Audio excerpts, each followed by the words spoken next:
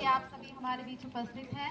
मुख्य रूप से अतिथि हमारी जो अतिथि थी रश्मि त्रिपाठी जी, जो किसी कारणवश नहीं आ पाई हैं, उनका भी धन्यवाद। मास्टर ब्रह्म सिंह नागर जी, मास्टर बालचंद नागर जी, प्रधानाचार्य अंजू जी, प्रबंधक श्रीमती कुसुम जी, राजवीर सिंह अकेला जी, रोहतास जी, सभी का मैं धन्यवाद करना चाहूंगी जो कि यहाँ पर हमारे बीच उपस्थित है। मैं अपना इंट्रोडक्शन आपको दे देती हूँ कि मैं महिला कल्याण विभाग से आई हूँ। आप लोग जानते होंगे कि महिला कल्याण विभाग क्या है, जानते हैं आप लोग? महिला कल्याण विभाग एक ऐसा विभाग है जो महिलाओं से रिलेटेड, महिलाओं और बच्चियों के लिए काम करता है। जितनी भी हमारे जिले में सरकारी योजनाएं हैं उससे मैं आपको अवगत कराने आई हूँ। एक एक करके मैं आपको सारी योजनाएं बताऊंगी, इसीलिए मेरी बात थोड़ा ध्यान से सुनिएगा बच्चे। जाएगा उससे रिलेटेड बातें पूछी जाएंगी कि मैंने क्या बताया, इसीलिए ध्यान से बातों को सुनिएगा। पहली योजना मैं बताना चाहूंगी, हमारे विभाग में निराश्रित महिला पेंशन का काम चलता है। निराश्रित महिला पेंशन जानते होंगे, दूसरा नाम उसका विधवा पेंशन भी कहते हैं। तो विधवा पेंशन 18 साल से ऊपर की महिलाएं जो भी किसी कारणवश जिनके पति की मृत्यु हो चुकी है, तो वो हमारे यहाँ पे पेंशन अपनी बनवा सकते हैं।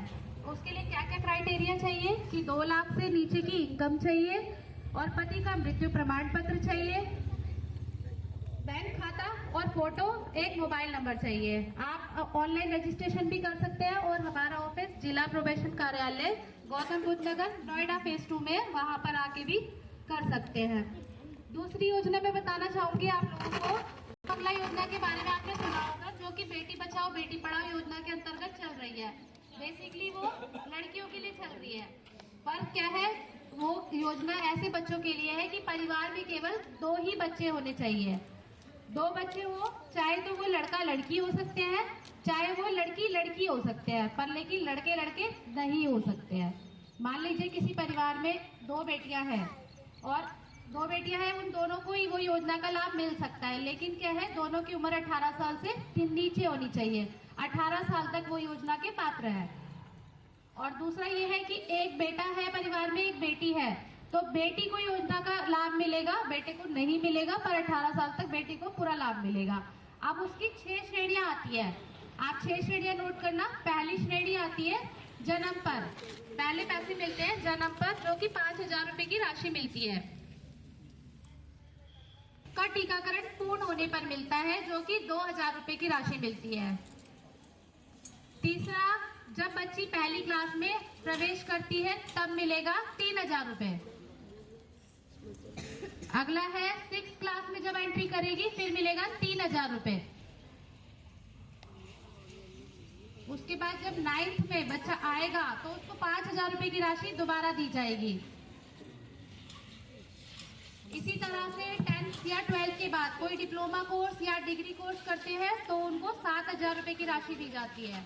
तो ऐसी कितनी श्रेणियां हो गई? 6 श्रेणियां हो गई। देखो, पहला हो गया जन्म पर, दूसरा हो गया टीकाकरण पर, तीसरा पहली क्लास में, 6th क्लास में, 9th क्लास में, और फिर हो गया वो 10th और 12th के बाद डिप्लोमा या डिग्री कोर्स करने पर। इस तरह से टोटल राशि कितनी मिलती है? 25,000 रुपए। पर उसके लिए क्या चाहिए? एक तो स्थायी निवास प्रमाण पत्र चाहिए कि यूपी का निवासी होना चाहिए, 2 लाख से 3 लाख से ऊपर इनकम का सर्टिफिकेट चाहिए और परिवार में 2 ही बच्चे चाहिए। दूसरी योजना के बारे में मैं बताती हूँ, बाल सेवा योजना।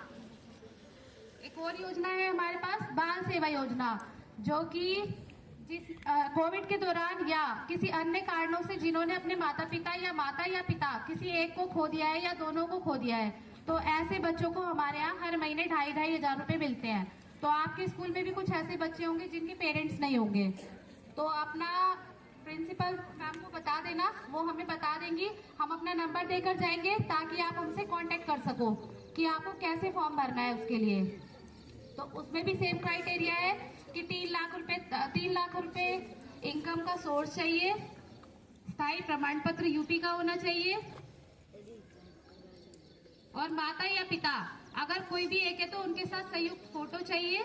अगर माता पिता दोनों को खो दिया है तो फिर कोई भी इनकम इनकम सर्टिफिकेट नहीं चाहिए। और दूसरा फोटो चाहिए होगी संरक्षक के साथ। जैसे कि मान लीजिए हमें कोई दादी पाल रही है, नानी पाल रही है, ताई चाची कोई भी पाल रहे हैं, तो वो भी फॉर्म भर सकते हैं। ऐसा नहीं है कि पेरेंट्स कोई एक होना चाहिए, कोई भी नहीं है तब भी आपको 2,500 रुपए मिलेंगे। तो अगर प्रिंसिपल मैडम के थ्रू ला सकते हैं कि आपके पेरेंट्स नहीं है, आपके जो संरक्षक है वो चाची नानी ताई है। इस तरह पुलिस का हेल्पलाइन नंबर क्या है? 112। और महिला हेल्पलाइन कितना है? कितना? गलत मैं 181। आज के बाद आपको हेल्पलाइन के बारे में जानकारी होनी चाहिए कि महिला हेल्पलाइन 181 है और 1096 भी है। अगर महिलाओं से संबंधित कोई भी समस्या है तो आप 1096 पे कॉल कर सकते हो। और बच्चों की हेल्पलाइन क्या है बताओ?